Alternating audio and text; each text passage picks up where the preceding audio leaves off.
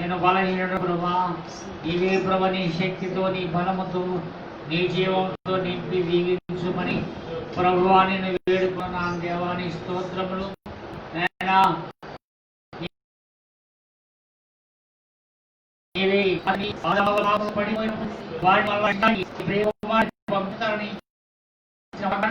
నీ కుమారుడు ప్రభా ఈ లోకానికి ఆయన మనుష్య కుమారుడుగా వచ్చి నశించిన మమ్మల్ని రక్షించడానికి మానవుడు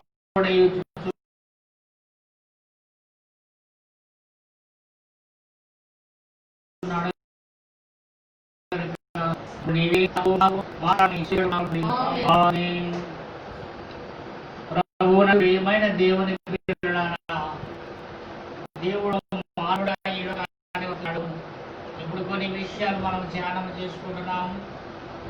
ఆదాము అవ్వలు పాపంలో పడిపోయిన తర్వాత వారు వారి దిగంబరులు ఉన్నప్పుడు దేవుని అనుకరించి వారిని కొంచెం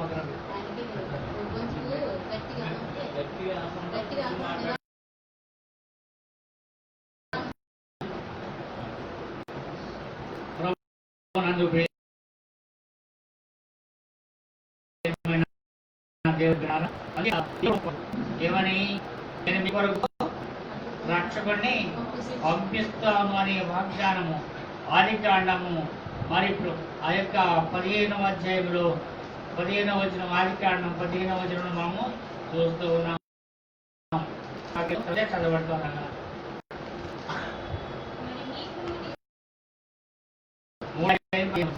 మరియు నీకును నీకిని నీ సంతానమునకును ఆమె సంతానమునకును వైరము కలుగజేసేదను. అది నేను తల మీద కొట్టును, నీవు దాన్ని మడి మీద కొట్టెదవని చెప్పాను. అందుచేత ఆయన స్త్రీ సంతానంలో పుడతాడని దేవుడు ఆదాము ఎంత ఏం పట్టిందంట. సంపూర్ణందు ప్రియమైన దేవుని పిల్లారా, 3, 14, 42 తరాలు దాటిపోయింది. యేసు ప్రభు ఈ భూమి మీద రావడానికి 404 సంవత్సరాలు పట్టిందంట. ఎంత పట్టిందండి? ఆదికాండము నుండి మలాఖీ వరకు కూడా ఆ యొక్క ధర్మశాస్త్రం అంతా అయిపోయింది, కానీ ఆయన రాలేదు.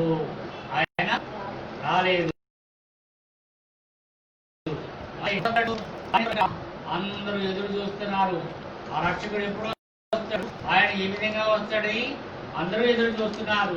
అలాగే దేవతలు కూడా ఎదురు చూస్తున్నారు. దేవుడు నరుడైపోతాడట అనేటటువంటి మాట బట్టి అలాగే ఆ యొక్క ఆదికాండం నుండి ఆ యొక్క నోవహు కాలంలో జలప్రళయంలో చనిపోయినటువంటి వారు చనిపోయారు. మళ్ళీ నోవహు కుటుంబం ద్వారా మళ్ళీ నూతన సృష్టి ఆరంభమై అబ్రహాము దగ్గర నుండి నేటి వరకు కూడా మలాఖీ గ్రంథం అమలకు కూడా ఏమంటే అనేక మంది భక్తులు ప్రవచనాలు చేసి రాస్తూ ఉన్నారు. కానీ రక్షకుడి కొరకు ఎదురు చూస్తున్నారట. ఎదురు చూస్తూ ఆయన రాలేదు. అలాగే వాళ్ళందరూ కూడా నమ్మారు రక్షకుడు వస్తాడని. ప్రభునందు ప్రియమైన దేవుని పిల్లారా, అంచేత భక్త నిబంధనలోనికి వచ్చాడు. ఎప్పుడు వచ్చాడట? బాప్తిజం ఇచ్చే యోహాను ప్రభు కంట 6 నెలలు ముందుగా ఆయన జన్మించినటువంటి వాడు ఉన్నాడు. ప్రభునందు ప్రియమైన దేవుని పిల్లారా, అది ఆయన వస్తాడు రాలేదు. అందుకే మనకి మరణార్థిన మాటలు 3 రకాలు ఉన్నాయి. ప్రభు వచ్చుచున్నాడు, ప్రభు వచ్చి ఉన్నాడు, ప్రభుని యేసు త్వరగా రమ్ము. ఏ కాలం ఇది? ప్రభు వచ్చుతున్నాడు అనేటువంటిది ధర్మశాస్త్ర కాలంలో రాలేదు. అలాగే కొత్త నిబంధనలో ప్రభు ఆయన ఈ లోకంలోనికి వచ్చి ఉన్నాడు. మరి వచ్చిన తర్వాత ఆయన మానవుడైపోవడానికి ఈ లోకంలోనికి వచ్చిన తర్వాత అందుకే ఎదురు చూసిన భక్తులు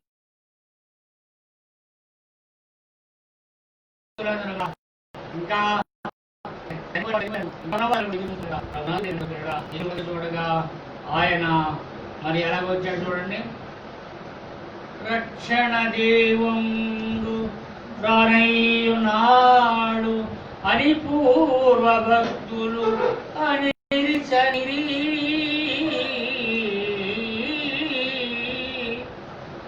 వచ్చి ఉన్నాడని వచించే యోహాను. అతని వాక్యే మనకు రూఢి.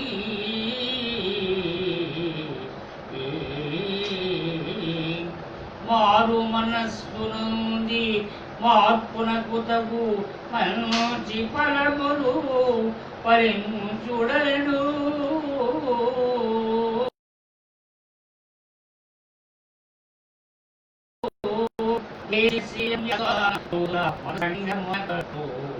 ఎత్తము చెప్పే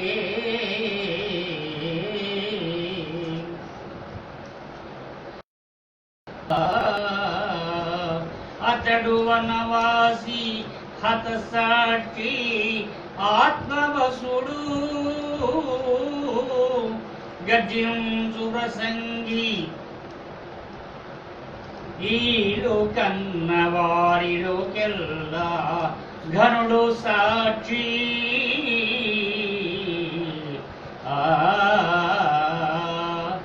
అప్పుడు అందరికీ చెప్తున్నాడు యోహాను గారు. 3వ అధ్యాయంలో కనబడతాడు ఆయన. అయ్యా మీరు ఎదురు చూసేటటువంటి రక్షకుడు వచ్చి ఉన్నాడు, ఆయన భూమి మీదకి వచ్చి ఉన్నాడు అనే మాట.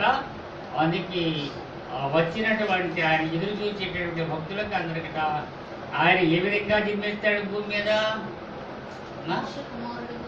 ఆయన ఏ విధంగా జన్మిస్తాడు? మనుష్య కుమారుడు కనుక భూలోకంలోనికి వచ్చినటువంటి మనిషి అయితే ఆయన పైలోకంలో వచ్చిన ఆయన మనుషుడు కనుక ఆయనకి భూలోకంలో ఉన్నారట పౌరుషత్వం ఉండాలి. ఏముండాలండి? ఆయన పేరు భూలోకంలో కూడా నమోదు చేయబడాల్సి ఉన్నది కనుక ప్రభునందు ప్రియమైన దేవుని పిల్లలారా, అందుకే ఎంత కాలంబు నుండి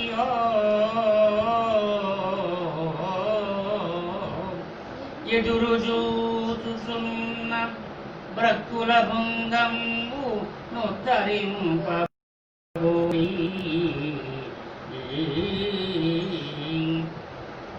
మరియమ్మ గర్భాన పుట్టినవా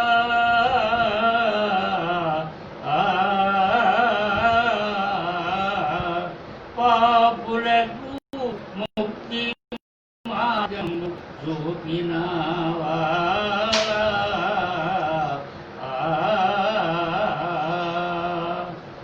అందుకే వచ్చి వేశాడు రక్షకుడు. మరియమ్మ గర్భాన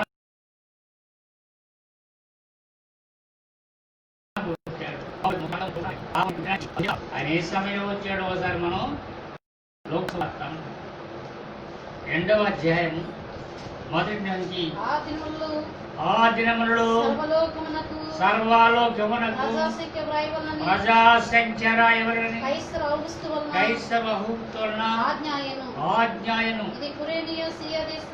ఇది కురేనియా సిరియా దేశమునకు అధిపతి అయి ఉన్నప్పుడు జరిగిన మొదటి ప్రజా సంఖ్య. అందరూ ఆ సంఖ్యలో రాయబడి తమ తమ పట్టణములకు వెళ్ళిరి. యోసేపు దావీదు వంశములోను గోత్రములోను పుట్టినవాడు కనుక తనకు భార్యగా ప్రదానము చేయబడి గర్భవతి ఉండిన మరియను కూడా ఆ సంఖ్యలో రాయబడకు గలిలయలోని నజరేతు నుండి యోదయలోని బెత్లెహేము అనబడిన దావీదు ఊరికి వెళ్ళాను. ఎక్కడికి వచ్చాడండి? అందుకే యోదా వంశంలో పుట్టాడు. బెత్లెహేములో ఆయన వంశము. అందుకే ఆయన బెత్లెహేము వాడు కనుక ఇప్పుడు మరియతో కూడా ఆ యొక్క నిండు గర్భవతి అయినటువంటి ఆమెను మరి గాడిద మీద ఎక్కించుకొని ఎక్కడికి వచ్చాడు? దావీదు పట్టణం అనే బెత్లెహేమునకు వచ్చాడు.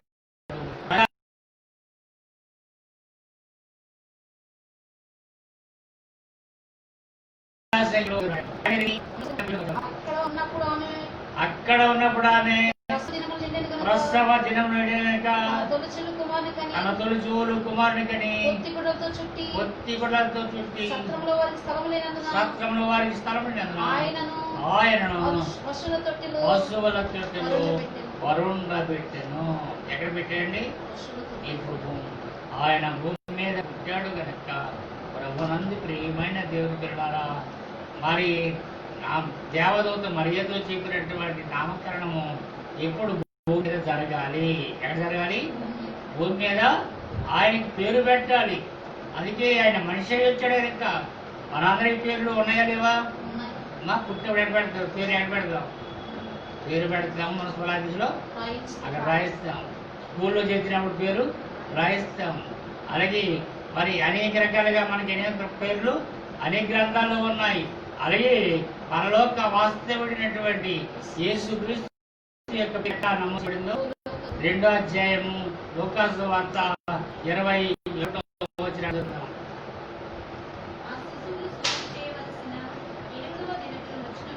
ఎనిమిదవ దినం వచ్చినప్పుడు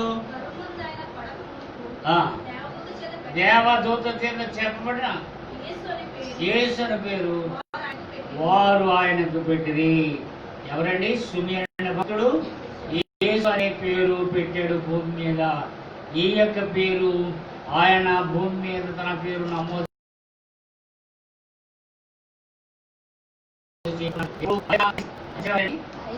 కైసర్ ఔగుస్తు పాలనలో ఆయన మొదటి భూమి మీద పేరు రాయించుకున్నాడు. మరి మన పేర్లు ఎక్కడ రాయించడానికి వచ్చాడు? ఆయన భూమి మీద పేరు రాయించుకున్నాడు కనుక మన పేరుట పరలోక గ్రంథంలో రాయడానికి ఆయన భూమి మీద ఆయన మనవరి ఆయన పేరు రాయబడింది కనుక అందుకే మనం పరలోకి ఎలాంటి మన పేరు కూడా ఎక్కడ రాయబడాలట? ప్రభునందు ప్రియమైన దేవుని పిల్లలారా, అందుచేత మనము ఆయన భూమి మీదకి వచ్చి ఆయన ఇక్కడ ఆత్మ సంపాదించుకున్నాడు. నేను ఆంధ్ర రాష్ట్రంలో పుట్టాను. ఎన్నాడు పుట్టాం? ఆంధ్రలో పుట్టాను. ఒరిస్సా వచ్చాం. ఈ ఒరిస్సాలో పట్టిన టీకేదా ఇక్కడ పేరు మళ్ళీ నమోదు చేసుకోవాలి. ఆయన పరలోకంలో ఉన్నటువంటి దేవుడైనా సరే భూమి మీదకి మనిషిగా వచ్చినాక ఆయన పేరు భూమి మీద రాయబడి ఎందుకు? ఆయన ఇక్కడ పరిచయవలసి ఉంది.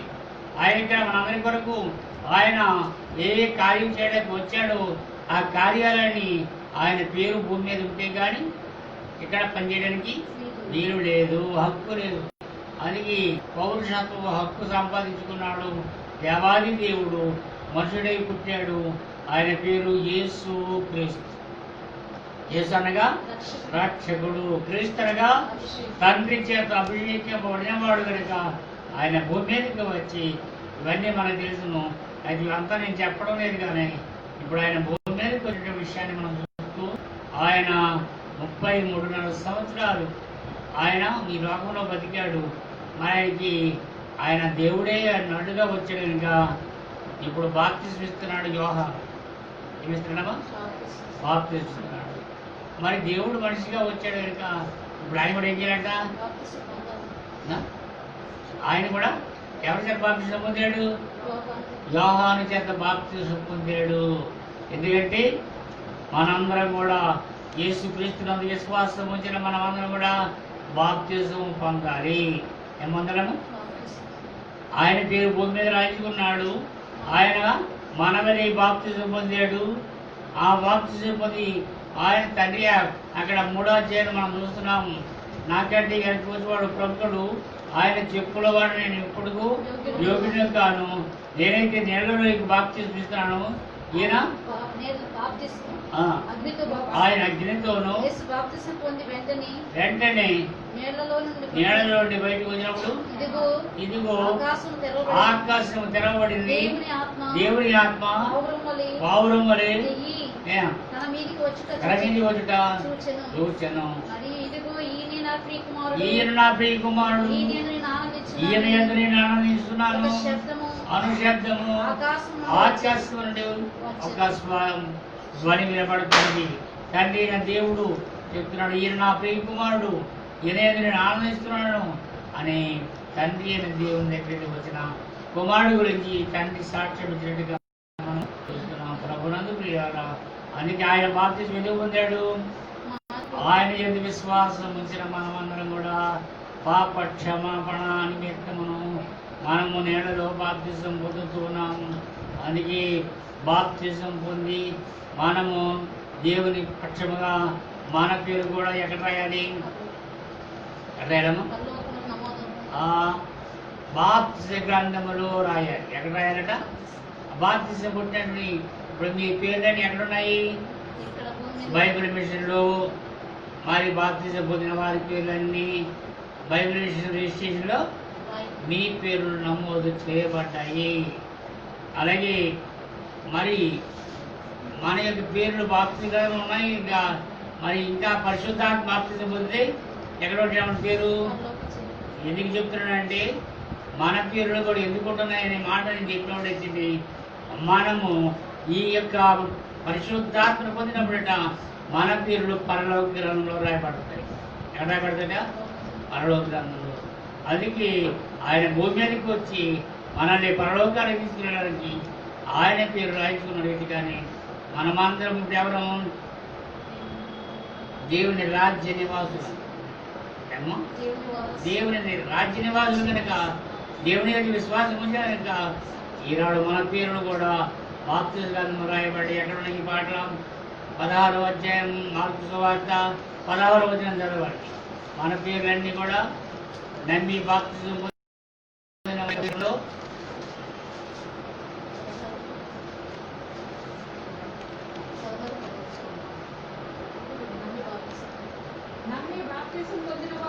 నమ్మి బాప్తిజం పొందినవాడు రక్షించబడును, నమ్మని వారికి శక్తి విధించబడును. నమ్మిన వారి వలన ఈ సూచక్రియలు కనబడుతున్నది. నా నామమున దయ్యములను వెళ్ళగొట్టుదురు, కొత్త భాషలో మాట్లాడుదురు,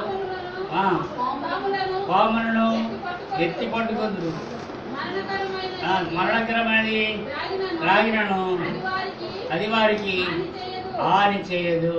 అది వారికి హాని చేయదు. మీరు బాప్తిజం పొందారు. అలాగే 12 మంది శిష్యులు కూడా బాప్తిజం పొందారు. వారికి అధికారం ఇచ్చాడు దేవాది దేవుడు. అలాగే మత్తయి సువార్త 10వ అధ్యాయంలో ఆ 12 మంది శిష్యులను పిలిచి ఏం మాట్లాడుతున్నాడో చూడండి ఒకసారి. ఆయన 12 మంది శిష్యులను పిలిచి అపవిత్రాత్మలను ప్రతి విధమైన రోగమును వ్యాధిని స్వస్థపరచుటకును వారికి అధికారం ఇచ్చెను. అందుకే దేవాది దేవుడు ఆయన విశ్వాసం ఉంటే మనందరికీ ఇచ్చాడు. మనం ఎవరు పెట్టలేదు ఇప్పుడు? అలాగే ఇంకో మాట చూసినట్లయితే మన పౌరుషత్వం ఎక్కడ ఉందో చూద్దాం. చూడండి, ఫిలిప్పీ పత్రిక 3వ అధ్యాయం 20వ వచనం.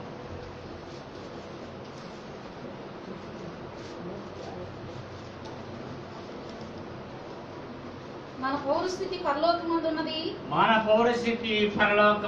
అక్కడ నుండి ప్రభువైన యేసుక్రీస్తు అని రక్షకుని నిమిత్తము కనిపెట్టుకుని ఉన్నాము. సమస్తము తనకు లోపరుచుకుని చాలిన శక్తిని బట్టి ఆయన మన దేన శరీరమును మహిమల శరీరమునకు సమరూపగలగా మన పౌరస్థితి. మనం ఎందరైతే బాప్తిజం పొందామో మన పేర్లు మార్చబడ్డాయి. మార్చబడి లేదా? మార్చబడకపోతే ఎందుకు పరలోక గ్రంథం రాయాలా? ఇక్కడ మనం చూస్తున్నాం. ఇంకో మాట మనం 3వ చూసినట్లయితే ఆ యొక్క మన పేరును జీవగ్రంథంలో రాయిస్తా ఉన్నాడు దేవుడు. చూడండి ఒక మాట. లూకాసు వార్త ఫిలిప్పీ పత్రిక 4వ అధ్యాయం 3వ వచనం చూద్దాం. 4వ అధ్యాయము 3వ వచనం. అవును నిజమైన సహకారి ఆ స్త్రీలు క్రమంతోనూ నా ఇతర సహాయంతోనూ సువార్త పనులు నాతో కూడా ప్రయాసపడిన వారు కనుక వారికి ఇంటికి ఏడుకుంటున్నాను. ఆ సహకారుల పేర్లు ఎక్కడ రాయబడ్డాయట? జీవ గ్రంథమందు రాయబడ్డాయి. అలాగే సహకారులు దేవుని సేవలో సహకారులైన వారు మీరందరూ కూడా అలాగే సేవ కొరకే ఇచ్చేటటువంటి కానుకలను బట్టి మీ పేర్లు ఎక్కడ రాయబడుతున్నాయి. అలాగే సేవ కొరకే, అలాగే పత్రికలు పంచిన వారి కొరకు, ప్రార్థనలు చేసే వారి కొరకు, మన సంఘమంతటి కొరకును, అలాగే కార్యాల్లో మీరు పాలు పొందుతున్నటువంటి ప్రతిదానికి మీ పేరు ఎక్కడ రాయబడుతుంది. అంచేత మీరు ఇచ్చినటువంటి ప్రతి పైసా కూడా ఎక్కడ వెళ్ళిపోతుందా.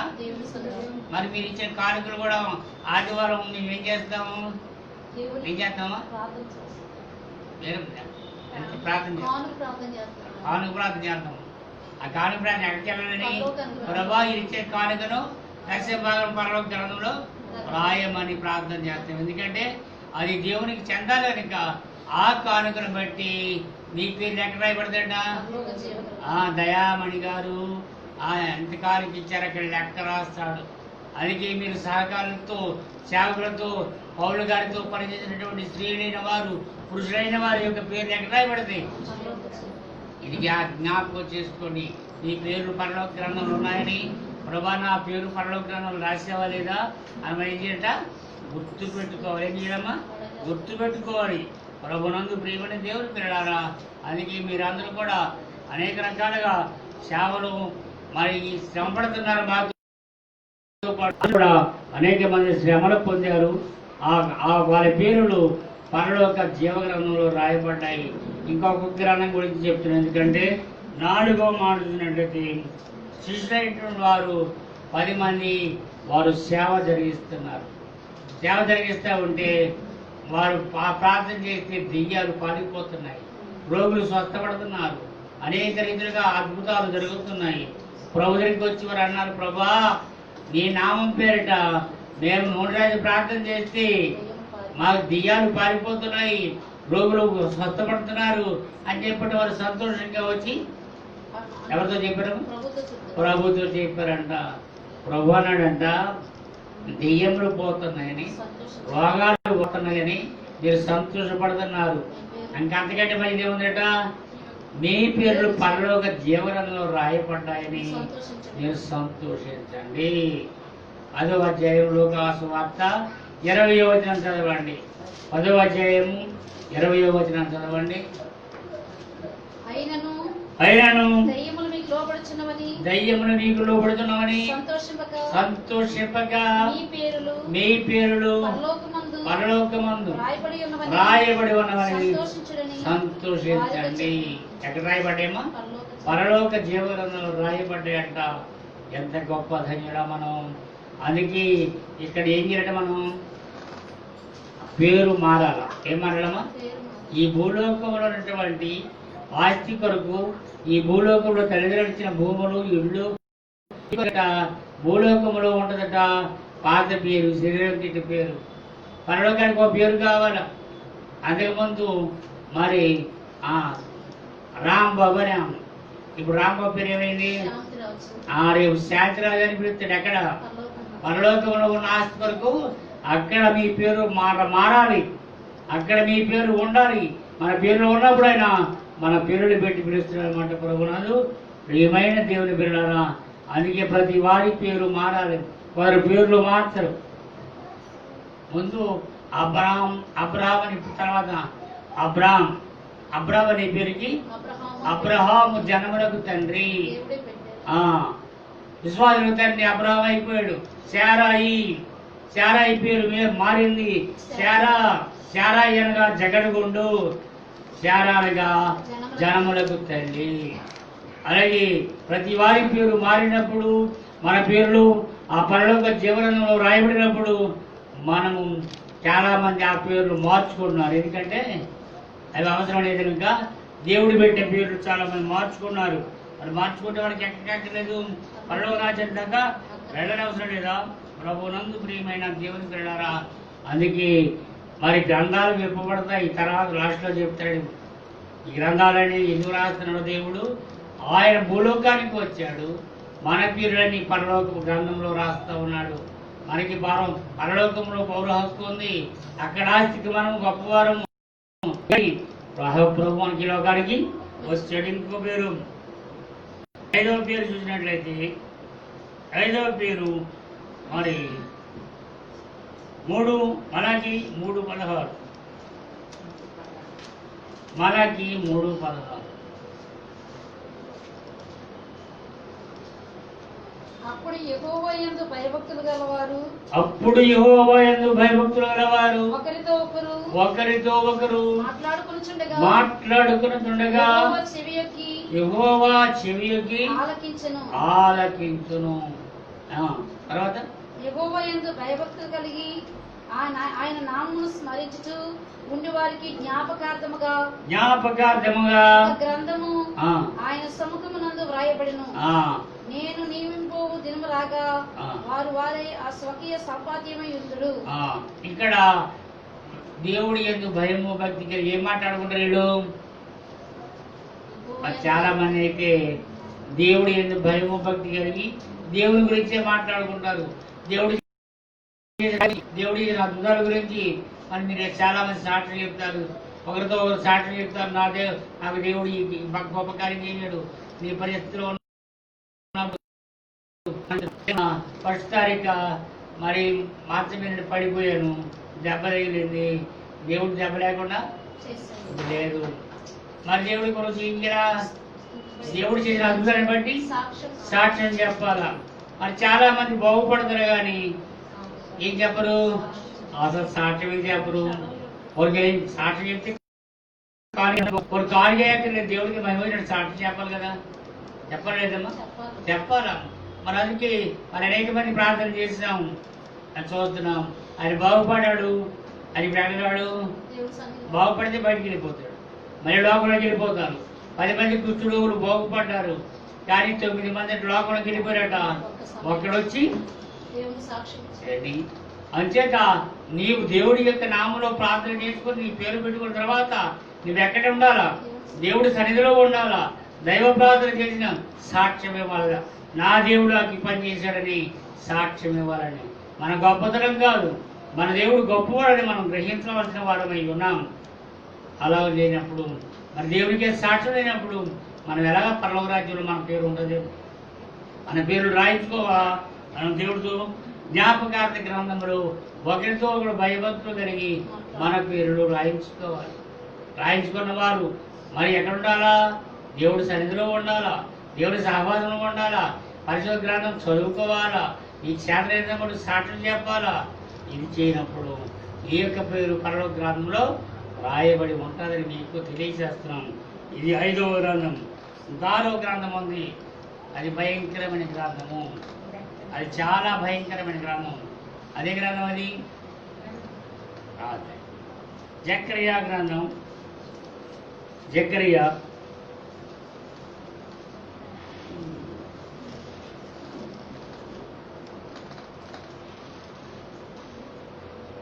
5:3 చదవండి.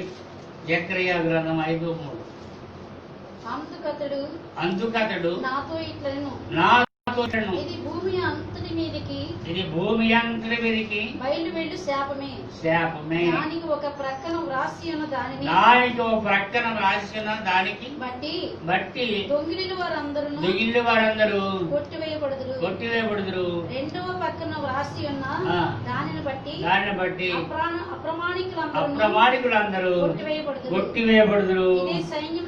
ఇదే సైన్యములకు అధిపతి యెహోవా వాక్కు. ఇది ఎంత పుస్తకం అంట? 20 మూరల పెద్ద అంట. అక్కడ ఉంది, రాసి ఉందేమో చూడండి. ఈ పుస్తకం 20 మూరల నేను నిలిపిగలిగి 10 మూరల వెడల్పును ఎగిరిపో పుస్తకం ఒకటి చూడండి. ఎంత పెద్ద పుస్తకము. ఇందులో ఎవరు ఉంటారట? దొంగలు, అలాగే అప్రమాణికులు, అబద్ధాలాడిన వారు, అలాగే అనేక రకాల ఈ లోకములు వీళ్ళందరి పేరిట అది అప్రమాణిక గ్రంథం అంట. నదికి మరి ఇరుకు మార్గము, విశాల మార్గములు లోకములో జీవించి అనేక రకాలుగా ఉన్నటువంటి వారి యొక్క పేరుట అక్కడ రాయబడతాయి.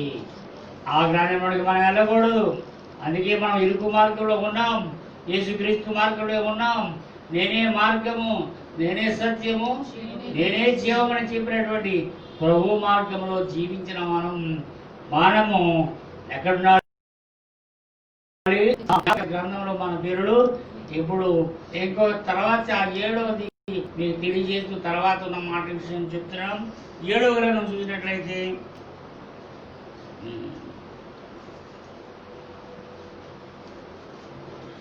ప్రకటన గ్రంథము 21:27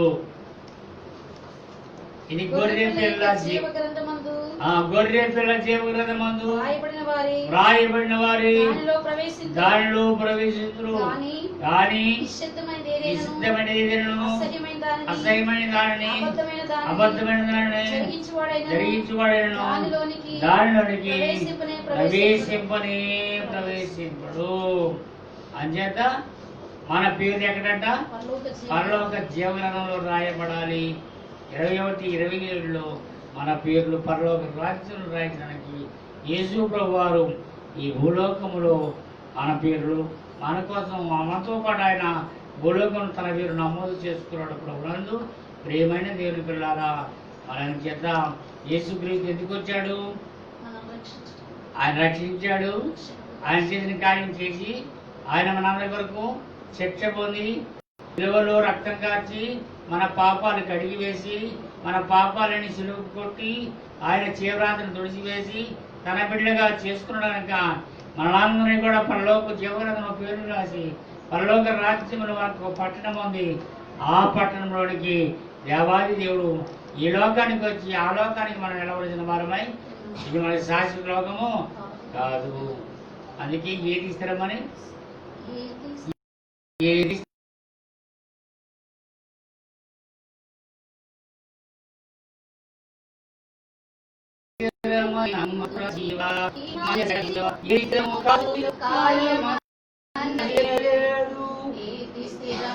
కాదు గురువిలో కాయమన్నది లేని లేదు. నాది నాదని భ్రమయగాని ఏది నీ వెను వెంటరా. నాది నాది అని భ్రమయగాని ఏది నీ వెను వెంటరా. ఇప్పుడు యొక్క ప్రభు యొక్క చరిత్ర మనం చూసాం కదా. మొదటిగా ఆయన వస్తాడు వస్తాడు వస్తాడు అని ప్రవక్తలు రాసిన ప్రవచనం అంతా కూడా ఎంతవరకంట? ధర్మశాస్త్ర గ్రంథం అంతా దాటిపోయే వరకు ప్రభు రాలేదు. ఆయన ఎప్పుడు వచ్చాడు? ఆయన కాలము పరిపూర్ణమైనప్పుడు దేవుడు తన కుమారుని పంపి ఆయన స్త్రీ యందు పుట్టి మనలందరినీ దత్తపుత్రులుగా చేసుకున్నాడు. మనలందరినీ ఆయనకి ఆనందరావు గారికి దేవదత్తుడు పేరు పెట్టాం. దేవదత్తుడు అంటే దత్తం చేసుకున్నాడు కొడుకుని. ఆయన దేవుడి చేతిలో ఉంటాడు అంటవా? దేవుడి చెక్క ఎక్కడ ఆయన ఎప్పుడు ఇంజిలా కారుకి వెళ్ళాలంటే బాగుంటేసారండి కారు కారు కారు అంచేత దేవదత్తం అని పేరు. దేవుడి యొక్క దత్తపుత్రుడు మనం. ఆయన దత్తపుత్రాన్ని మనకి ఇచ్చాడు. మనము దేవుని బిడ్డలము. మనం పరలోక రాజ్యానికి చేరవలసిన వారమై ఉన్నాము అని మనం గుర్తిరిగిన వారమై ఉన్నారండి. ప్రభునందు ప్రియమైన దేవుని పిల్లారా, చేసిన మన లోకంలో చేసిన పనులు చదువుకోవద్దలేదు.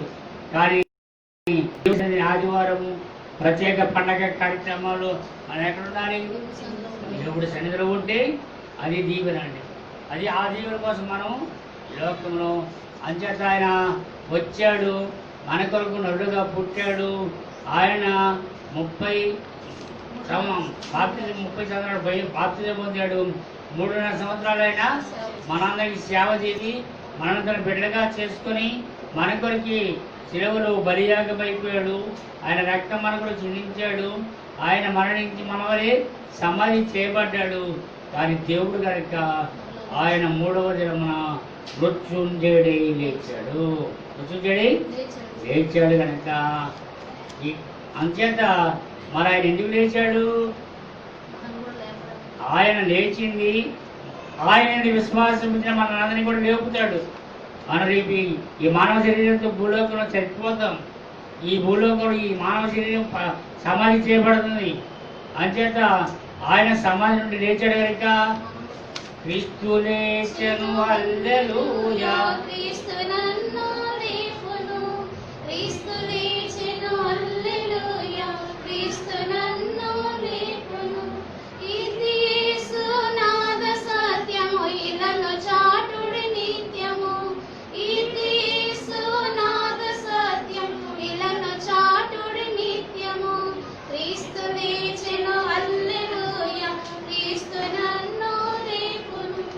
క్రీస్తు లేచాడు, నన్ను లేపుతాడు. ఆయన లేచిన నా కోసమే లేచాడు. నేను కూడా లేస్తాను. నా ప్రభు లేచాడు కనుక నేను కూడా లేస్తాను. నేను పరలోక రాజ్యానికి వెళతానని సంతోషించాల. మరి మొదట వచ్చింది 2 వచ్చిన దైవజనుడు దేవదాసయ్య గారు మనకి అన్ని పద్యాల రూపంలో రాశారండి. ఏ రూపంలో రాశారండి? చిన్న పాట పాడండి. నేడు రేపు నా ప్రియుడిసు మేఘాల మీద ఎత్తించెను. నేడు రేపు నా ప్రియుడిసు మేఘాల మీద ఎత్తించెను.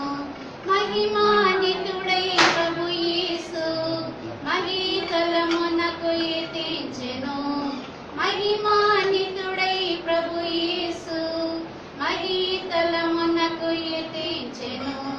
నేడు రేపు నా ప్రియుడేసు మేఘాల మీద ఎత్తించెను. కడపుర స్వరము ధ్వనించగా ప్రియుని స్వరము వినిపించగా. కడపుర స్వరము ధ్వనించగా ప్రియుని స్వరము వినిపించగా. వడివడిగా ప్రభు చెంతకు చేరేదా ప్రియమార ప్రభు యేసును గాంచెదా. వడివడిగా ప్రభు చెంతకు చేరేదా ప్రియమార ప్రభు యేసును గాంచెదా. నేడు రేపు నా ప్రియుడేసు మేఘాల మీద ఎత్తించెను. నేడు రేపు నా ప్రియుడేసు మేఘాల మీద ఎత్తించెను. మేఘాల మీద మన ప్రభు యేసు మేఘాల మీద మన ప్రభు యేసు పైకి ఎత్తించు వేళ ఆసన్నమయ భువికి లేచేయు వేళ. మధ్యాకాశములో నా దూత పంక్తుల నడుమ మరియాసుతుడగు పిలిచగా. మధ్యాకాశములో నా దూత పంక్తుల నడుమ మరియాసుతుడగు పిలిచగా. మరణకోటలలో నా నిదురించు ప్రియులంత మహిమా రూపమును మరణకోటలలో నా నిదురించు ప్రియులంత మహిమా మీరిలోకాల మోదాలలో మీరిలోకాల మోదాలలోన ప్రియ ప్రభుని దర్శింతుము. హల్లెలూయా. మీరిలోకాల మోదాలలోన ప్రియ ప్రభుని దర్శింతుము. మేఘాల మీద మన ప్రభు యేసు పైకి ఎత్తించు వేళ ఆసన్నమయ భువికి చేయు వేళ. చివరగా మనం చూసినట్లయితే దైవజనుడు మొదటిగా రక్షకుడుగా వచ్చాడు. ఆయన మానవులందరి కొరకు రక్షణ ఆయన మనిషిగా వచ్చాడు. ఇప్పుడు వచ్చేది పెండ్లి కుమారుడుగా వధువు సంఘానికి సిద్ధపడిన మనలందరినీ పరలోక రాజ్యానికి తీసుకుని వెళ్ళడానికి వస్తూ ఉన్నాడు అనుకుంటాడు. ఎక్కడికి వస్తున్నాడమ్మా? ఇప్పుడు ఆయన భూమి మీదకి రాడు, మధ్యాకాశపడిగా వస్తా ఉన్నాడు.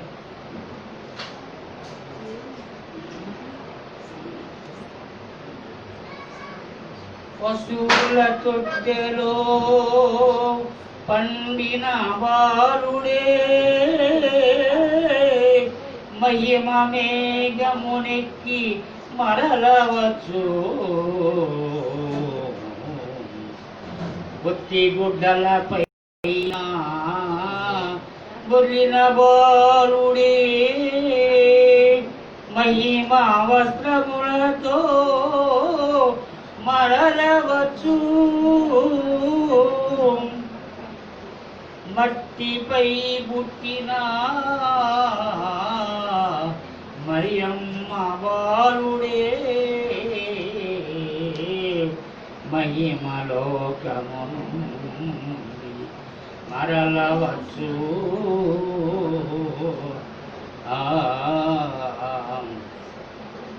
నరుల మధ్యను జీవనము చేయు బాలుడే నరులను మరలవచ్చు. ఆదిరాగకు క్రిస్మసునాచరించు మనము మరియు రెండవ రాకకు విశేషమైన రీతిని పండగ ఆచరింపదగును. రాకకు సంసిద్ధులగుడిది వేగా, రాకకు సంశుద్ధులైదివేగా. ప్రభునందు ప్రియమైన దేవుని పిల్లారా, ఇప్పుడు వచ్చే దేవుడు మనలందరినీ తీసుకుని పరలోక రాజ్యంలో చేర్చడానికి ఆయన పెండ్లి కుమారుడుగా వస్తున్నాడు. అందుకే సిద్ధపడి మనందరినీ తీసుకెళ్తా పరలోక రాజ్యంలో తీసుకెళ్తాడు. మనకి అక్కడ అన్ని కూడా ఏర్పాట్లు. అందుకే నేను మీకు వెళ్ళుచున్నాను. దేవుడు శ్రమలో దేవుడు లాగా మన వచ్చి అన్ని ఏర్పాట్లు స్థలము సిద్ధపరిచాడు. భవనాలు కట్టారు మన కొరకు. ఆ యొక్క మహిమతో కట్టిన భవనాలై మహిమ సింహాసనాలు ఉన్నాయి. అక్కడికి మనల్ని తీసుకుని ఆ మహిమ రాజ్యంలో ప్రవేశించడానికి యేసయ్య వచ్చాడని నమ్మండి. ఈ లోకం శాశ్వతం కాదు కనుక ప్రభునందు ప్రియమైన ఆ రాజ్యంలో నిత్య నివాసంలోనివి దేవాది దేవుడు ఆనందంతో సంతోషంతో అక్కడ బాధలు ఉండవు, వ్యాధులు ఉండవు, విచారం ఉండదు, ఎటువంటి నలత కలత ఏమి ఉండదు, ఆకలి ఉండదు, దప్పిక ఉండదు, సూర్యుడాక్కిర లేదు, చంద్రుడాక్కిర లేదు. ఆ యొక్క గొర్రెపిల్ల దేవాలయమే మహిమతో నిండిపోయే మహిమ రాజ్యంలోకి ప్రభు చేరటానికి ఎన్ని గ్రంథాలు ఉన్న పేరు ఉన్నాయమ్మా? చివరికి ఎక్కడున్నాడు మన పేరు? అందుకే చివర్లంట మరి రాకడమ ఆ యొక్క అంచె తీర్పుడు అంటే గ్రంథాలు ఇస్తాడు. చూడండి 11 20 అధ్యాయము 11వ వచనం చదవండి. 20వ అధ్యాయం 11వ వచనం అండి. ధవళమైన మహాసింహాసనమును ఆకాశమును ఆయన సముఖము నుండి పారిపోయి చోటు కనబడకపోయేను. మరియు గొప్పవారేమి కొద్దివారేమి మృతి లేని వారందరూ ఆ సింహాసనం మీద నిలబడి ఉండట చూచితిని. అప్పుడు గ్రంథములు విప్పబడెను. జీవ గ్రంథమును వేరొక గ్రంథమును విప్పబడెను. ఆ గ్రంథముల యందు రాయబడిన వాటిని బట్టి తమ క్రియలు చొప్పున మృతులు తీర్పు పొందిరి. సముద్రము తనలో ఉన్న మృతులు పాతాళలోకమును వారి వశమున వారిలో ప్రతివాడు తన క్రియ చొప్పున తీర్పు పొందెను. మరణమును మృతులలోకమును అగ్ని గుండములో పడవేయబడెను. ఆ అగ్నిగుండము రెండవ మరణము. ఎవని పేరేను జీవ గ్రంథమందు రాయబడినట్టు కనబడిన అగ్నిగుండములో పడవేయబడెను. ఈ భయంకరమైన తీర్పునమాట జరుగుతున్నప్పుడు లంచ కాలమందు మనకు ఎక్కడున్నా మనం అందుకే ముందుగానే ఇన్ని పేర్లు మనకు ఎందుకున్నాయంటే మనం చేసిన సేవను బట్టి, చేసిన ప్రార్థనను బట్టి, చేసిన గురువును బట్టి, ఈ కష్టార్జన బట్టి మన పేర్లని కూడా నమ్మి బాప్తిజం పొందిన వాళ్ళు ఉన్న ఈ సూచక్రియలు జరుగుతాయి. నమ్మి బాప్తిజం పొంది మనం పరలోక రాజ్యానికి చేరుతామని తెలిసినామని చేస్తా ప్రభునందు ప్రియులారా. అందుకే మనం ఎప్పుడు కూడా మన సంతోషం ఈ లోకంలో ఉన్నదానితో సంతోషపడక నేను పరలోక రాజ్యానికి వెళ్ళాలి అనే సంతోషం ఉండాలి. నేను పరలోక సింహాసనం నా ప్రభువునికి వెళ్ళాలి. అక్కడ ఉన్నటువంటి రాజ్యంలో ఆ మహిమ రాజ్యం నేను చేరాలి. అందుకే దేవుని ఎందుకు విశ్వాసం ఉంచిన వారికిట కొంచెం శ్రమలు ఉంటాయి. ఎందుకుంటాయి? శ్రమలు అట్ట మహిమను తెచ్చేవి. ఎందుకేమో అందుకే భక్తులందరికీ మార్టిన్ లూథర్ గారు అట్ట మహాభక్తుడే. ఆయన చనిపోయే ముందట మరి కిడ్నీలో రాళ్ళు ఉండటమట చాలా శ్రమ పొందాడట. చాలా కాలం బాధపడ్డాడట. అంత భక్తుడికి ఈ శ్రమ మహిమ తీసుకుని ఆయన పరలోక రాజ్యానికి వెళ్ళినట్టుగా మనము చూస్తున్నాం ప్రభునందు ప్రియులారా. అందుకే శ్రమల ముఖారం, శ్రమలే హారం, శ్రమలాత్మకు శృంగారం. మనం తెచ్చుకునే శ్రమలు కాదు, ఈ లోకాన్ని బట్టి తెచ్చుకునే కాదు. మనము దేవుని ఎందుకు చేరాలంటే భక్తులకు శ్రమలుండగా చేత భక్తి పరుల శ్రమ చూసేట ఏమంటారంటే భక్తి వినడు అవన్నీ అక్కర్లేదు. ప్రభునందు మీద చివరిగా నేను పద్యం పాడి ముగిస్తున్నాను. అంచేత మనమందరం కూడా పరలోక రాజ్యంలో చేరాలి. మన పేర్లు పరలోక జీవనంలో రాయాలి. మనందరికి కూడా ఏమనేట స్థలం ఉంది, భవనాలు కట్టడం జరుగుతుంది. మనమందరం కూడా ఈ భూలోకం ఈ శరీరాన్ని విడిచి వెంబడి పరలోక రాజ్యంలో అడుగు పెడతాం. అడుగు పెడతాం. ఇంకొక మాట మనం చదవనక్కర్లేదు. ఎందుకంటే ఇప్పుడు ఒక పద్యం రెండవ రాకడ గురించి. మృతులైన భక్తులు మేఘమెక్కుదురు, యేసు మేఘము మీద నెక్కిరాగా, తర్వాత భూలోక దైవ మానవులు ఎగిరి ఆ మేఘమే ఎక్కగలరు.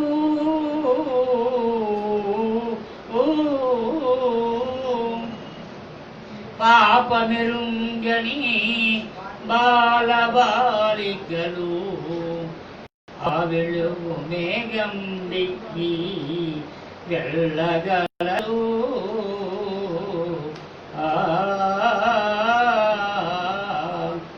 ఈ మూడు గుంపులకి పెండ్లి కూతురను పరమార్థికమైన పేరుగలరు.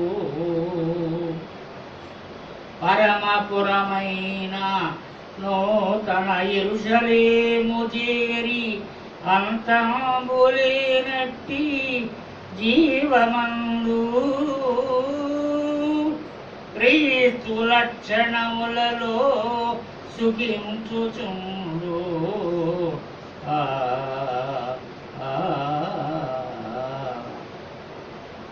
ఇది ప్రభువుని దేవులారా. ఒకటి, మృతులైన భక్తులు మొదట లేస్తారు. వాడు తర్వాత రెండు రాకడలో వారు సమాధులు తెరవబడతాయి. వారి యొక్క శరీర ఎముకలే ఆయబడి వారు పరలోక రాజ్యంలో పెడతారు. తర్వాత మనం ఈ లోకంలో జీవించే ఉంటాం. రెప్పపాటున మన శరీరం అట మారిపోయి ఈ మానవ శరీరం మహిమదేహంగా మారిపోయేట మనము ఎగిరి మేఘాల మీద ఎగిరిపోతాం. మేఘవాహనాలు వస్తాయి. తర్వాత చూస్తే గర్భిణీ స్త్రీలకు శ్రమ. అలాగే చిన్నపిల్లలు పాపం ఎదిగినటువంటి పిల్లలందరూ కూడా వాడు కూడా ఏమవుతారమ్మా వెంటనే బయట ఆడుకున్నటువంటి పిల్లలు ఆడుకున్న పిల్లలు ఎక్కడో లేకడే ఎగిరిపోతాడు. ఈ పిల్లల తల్లి ఏమంటుందట, మా అబ్బాయి వెళ్ళిపోయాడు, మా అబ్బాయి వెళ్ళిపోయాడు, ఈ అబ్బాయి దేవుడికి వెళ్ళిపోయాడు రాకడలో. అది గడిబిడి అయిపోతాడ లోకమంతప్పుడు. నా భర్త ఏమైపోయాడు, ఆయన డ్రైవింగ్ చేస్తూ ఉండట, పెద్దపడ్డాడుగా డ్రైవింగ్ చేస్తుంటే ఆ బండి అడుగు వెళ్ళిపోయాట రాకడలో. అలాగే ఎన్నో అద్భుతాలు జరుగుతాయంట. ఎందుకు సిద్ధపడింది ఆ యొక్క మధ్యాకాశం నుండి ఆయన మనల్ని ఆకర్షిస్తాడు. ప్రభు యొక్క ఆకర్షణ శక్తి మనల్ని ఆ యొక్క మహిమగాడికి రాసి తీరిపోతుంది. అంచేత మనం పరిశుద్ధులుగా ఉన్నప్పుడు పరలోకానికి ఎట్టబడతామట. మనలో పాపం ఉంటే అది పాతాళానికి లాగేస్తాట.